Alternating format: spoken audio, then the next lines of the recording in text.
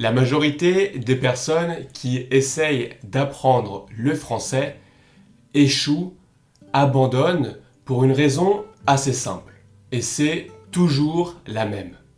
Ces personnes n'arrivent pas à créer une habitude durable sur le long terme. En général, ces personnes perdent leur motivation.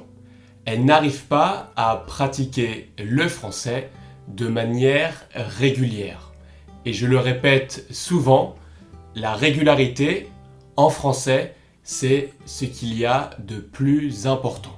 D'ailleurs, c'est aussi valable dans tous les domaines de la vie, mais aujourd'hui, je vais vous expliquer pourquoi c'est très important de créer des habitudes lorsque tu apprends le français, et je vais aussi t'expliquer comment créer ces habitudes durables qui vont t'aider à parler français couramment.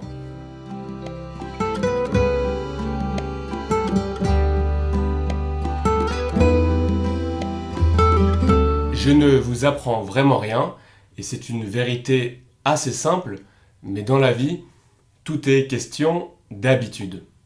Si vous voulez apprendre à courir, il va falloir créer une habitude. Si vous voulez apprendre à cuisiner, il faut développer cette habitude. Eh bien, c'est pareil pour l'apprentissage du français. Il va falloir apprendre à créer des habitudes durables sur le long terme. Et je précise bien sur le long terme. Durable, c'est ça qui est important. C'est la durabilité de ces habitudes. Et si vous arrivez à créer cette habitude pour l'apprentissage du français, je n'ai aucun doute sur votre réussite dans l'apprentissage du français. L'année dernière, j'ai commencé à pratiquer le powerlifting. Le powerlifting, c'est un sport dont le but est de pousser ou soulever le plus lourd possible en fonction de son poids. Au début, j'ai commencé parce qu'un ami m'a présenté le sport et m'a demandé de l'accompagner. Et puis, petit à petit, j'ai commencé à aller à la salle de sport avec lui. J'ai commencé à créer une habitude. Je le retrouvais tous les jours vers 17h pour un entraînement de sport. Et cela m'a permis d'atteindre mes objectifs sportifs, de soulever plus lourd et de pousser plus lourd. Pourquoi je te parle de cela ? Parce que c'est la même chose, mais pour le français. Il va falloir que tu crées des habitudes fortes, solides, durables. Au début, j'ai pas mal discuté avec cet ami pour comprendre comment créer une habitude. Et puis, j'ai commencé à me documenter, à lire des livres, des articles sur Internet. Je suis tombé sur le Atomic Habits de James Clear qui m'a permis de vraiment comprendre comment créer de bonnes habitudes. Et aujourd'hui, je vais te présenter 6 principes très puissants qui vont te permettre de créer à ton tour de bonnes habitudes pour apprendre le français et atteindre tes objectifs qui, je pense, sont de parler couramment français.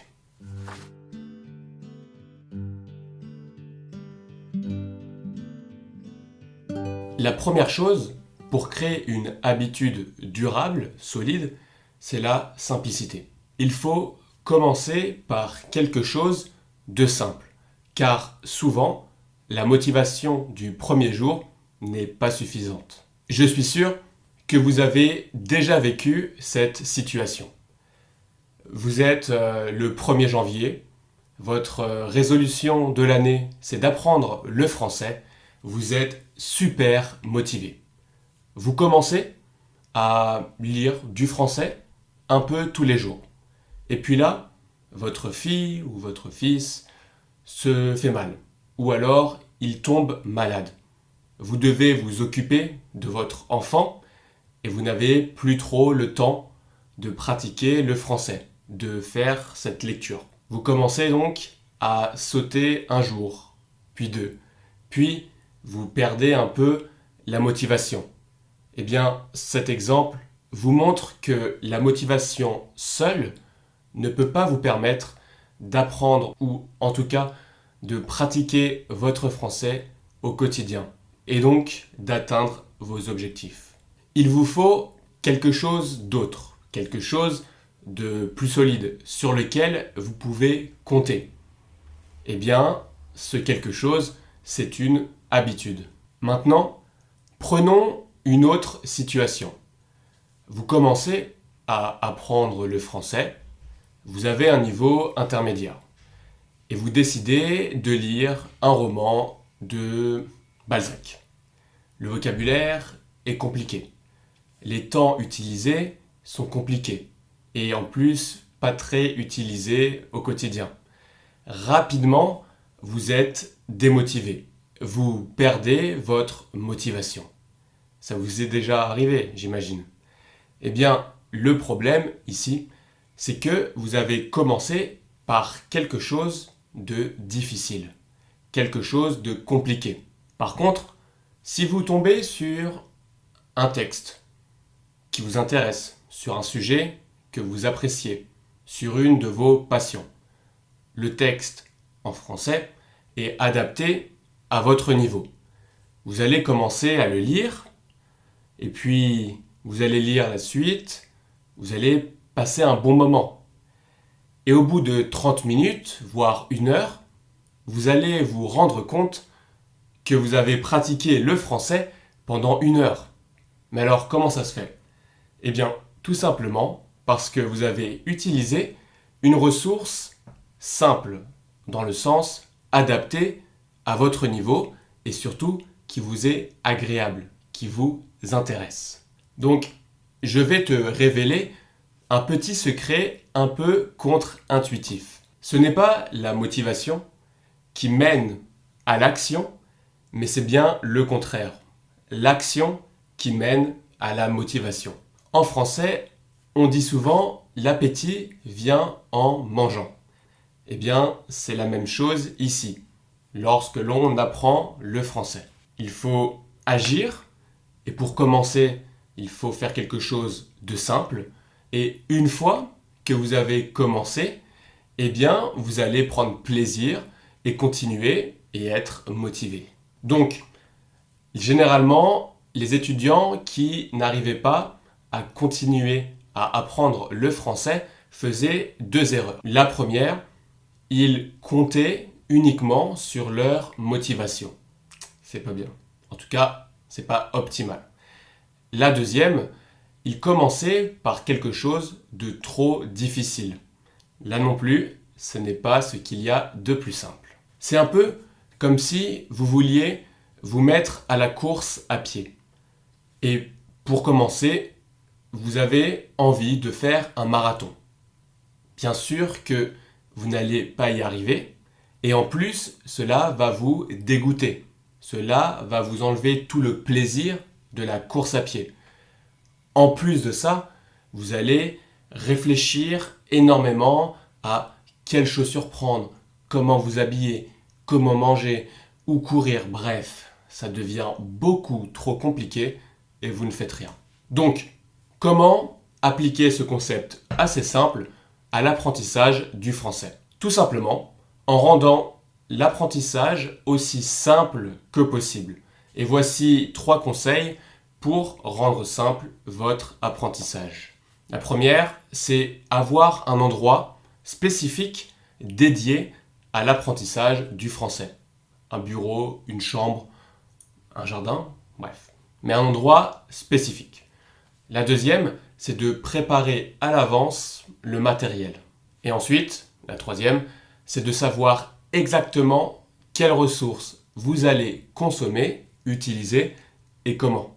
Si vous aimez les histoires et apprendre le français avec des histoires, eh bien, vous savez que vous pouvez compter sur ma newsletter que j'envoie tous les dimanches, dans laquelle je partage une histoire en français adaptée à votre niveau. Eh bien, si je reprends les 3 conseils que je viens de vous donner, vous vous mettez dans un bureau le dimanche après-midi, Vous ouvrez ma newsletter, vous savez comment cela fonctionne et vous commencez à apprendre le français, améliorer votre vocabulaire et découvrir de nouvelles expressions. Pour ceux qui ne sont toujours pas abonnés, vous trouverez le lien de ma newsletter dans les commentaires. Donc, avoir un espace dédié à l'apprentissage du français est primordial. Et si j'étais vous, je commencerais avec un endroit calme. Pour faciliter votre apprentissage, préparez vos ressources. Donc, si vous utilisez un livre de grammaire, posez-le sur votre table, prêt à être utilisé. Pareil pour des ressources numériques. Mettez dans vos favoris la newsletter, par exemple. Comme ça, lorsque vous êtes prêt à commencer à apprendre le français, vous pouvez accéder directement à la ressource. Un autre exemple, si vous écoutez un podcast, eh bien, préparez le transcript de ce podcast. Comme ça, lorsque vous commencez à écouter le podcast, vous avez directement le texte devant vos yeux. Et c'est beaucoup plus simple.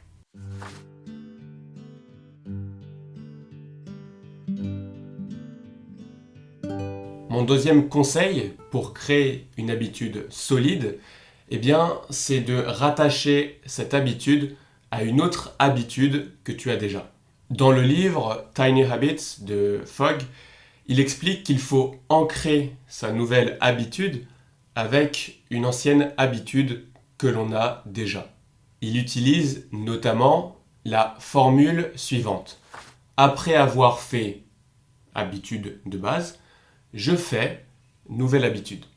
Par exemple, après avoir pris mon petit déjeuner, je vais apprendre 10 mots de vocabulaire en français. Et réfléchissez à toutes ces petites habitudes que vous avez dans votre journée.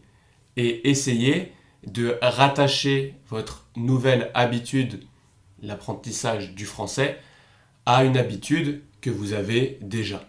Autre exemple, après avoir déjeuné, j'appelle ma grand-mère. Personnellement, ce que je fais pour le sport, c'est après avoir donné mon cours de français du matin, je vais à la salle de sport. Et inutile de vous préciser que cela rend les choses beaucoup plus simples.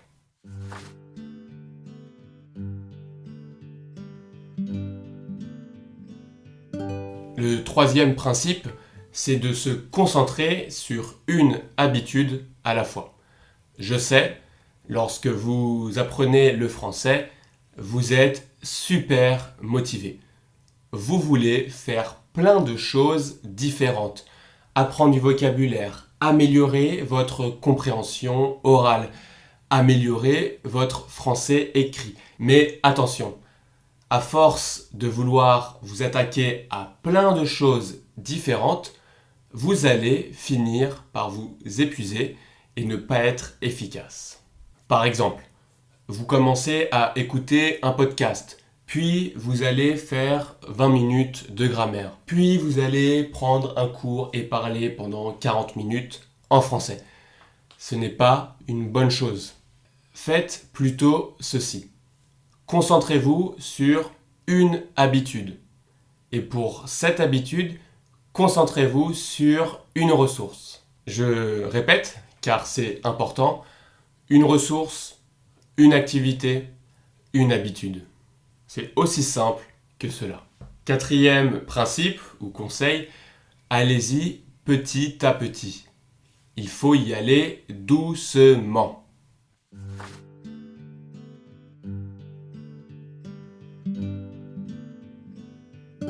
Un peu pareil que le conseil précédent, lorsque l'on commence une nouvelle habitude, on a tendance à vouloir en faire beaucoup trop. Sauf que le problème, c'est que si l'on veut avoir une habitude solide, eh bien, il faut que cela devienne automatique. Et c'est possible uniquement si vous commencez par quelque chose de simple. Par exemple, si votre objectif est de pouvoir écouter des podcasts en français pendant 1 heure. Ne commencez pas directement par écouter un podcast en français pendant 1 heure, mais commencez par écouter un podcast en français pendant 5 minutes, tous les jours. Et puis, au bout d'un mois, passez de 5 à 10 minutes, puis 15 minutes. Donc, croyez-moi, lorsque vous créez une nouvelle habitude, l'intensité, ce n'est pas ce qu'il y a de plus important. La régularité est beaucoup plus importante que l'intensité. Régularité, c'est supérieur à l'intensité. Il faut vraiment garder ça en mémoire. Voici ce que fait un de mes élèves. Il a commencé par écouter des podcasts en français tous les jours, 5 minutes. Et puis, au bout d'un mois, il a allongé ce temps et est passé à 10 minutes. Il fait cela en même temps que sa séance de sport et cela lui permet de pratiquer et de créer une habitude solide. 5e principe, essayez de tenir cette nouvelle habitude au moins 30 jours.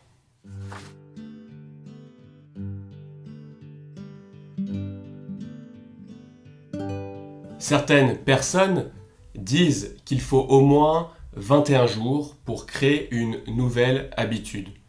D'autres vont dire 66.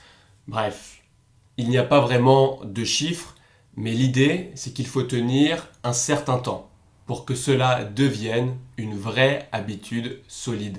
Ne commencez pas non plus par 90 jours. Il y a certaines habitudes qui sont plus simples à prendre que d'autres.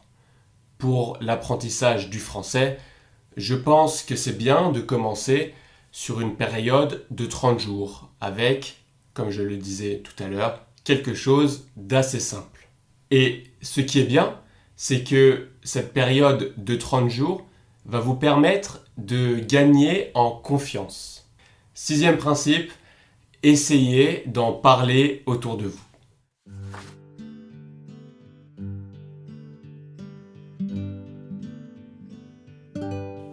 Pourquoi ?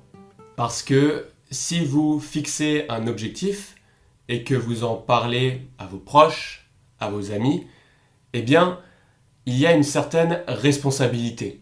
Vous ne pouvez pas revenir en arrière. Il va falloir se dépasser pour montrer à vos amis, à votre famille, que vous êtes capable de le faire. Et c'est très puissant.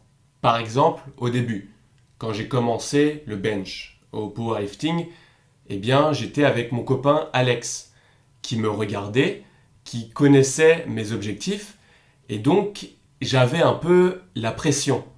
Et cela m'a permis de me dépasser et de créer une habitude. Je voulais venir à la salle de sport pour lui montrer que je vais réussir. Ne sous-estimez pas le pouvoir de la validation sociale. Voilà. Maintenant, tu devrais être capable d'atteindre tes objectifs en français en maîtrisant le pouvoir de la création des habitudes. C'est un des prérequis les plus importants pour vous améliorer en français. Une habitude va vous permettre d'être régulier et de vous améliorer constamment sur le long terme en français.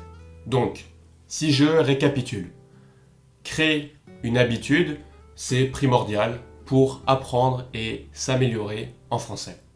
Il faut commencer par quelque chose de simple. Ayez un endroit spécifique pour l'apprentissage du français. Préparez vos ressources à l'avance et essayez de savoir comment utiliser ces ressources. Ensuite, il faut ancrer cette nouvelle habitude à une ancienne habitude que vous avez dans votre journée quotidienne. Cela va rendre la nouvelle habitude beaucoup plus simple à tenir. Par exemple, vous pouvez pratiquer votre français quand vous prenez le bus pour aller au travail. 3e principe, concentrez-vous sur une habitude à la fois, pas plusieurs, une seule. Allez-y petit à petit, doucement, on prend son temps. Essayez de tenir 30 jours. Cela va vous donner confiance en vous et créer cette nouvelle habitude. Et enfin, parlez de cette nouvelle habitude autour de vous. Maintenant, à toi de jouer. Essaie de regarder quels sont tes objectifs en français. Et par rapport à ces objectifs, tu vas me créer une habitude. Tu vas suivre tous les conseils que je t'ai donnés et me partager dans les commentaires quelle est cette nouvelle habitude. Comme ça, on va tous s'aider à améliorer notre français et on va tous être accountable. N'oubliez pas, il faut commencer petit, y aller doucement mais sûrement. Si jamais tu as aimé cette vidéo, n'hésite surtout pas à mettre un like, à t'abonner à la chaîne, très important. Tu peux en parler à tes amis, à ta famille, à tes collègues, à toutes les personnes que tu connais et qui apprennent le français. Je te remercie pour ton temps, je te souhaite une très bonne semaine. On se dit à la semaine prochaine. C'était Carlito, ciao ciao!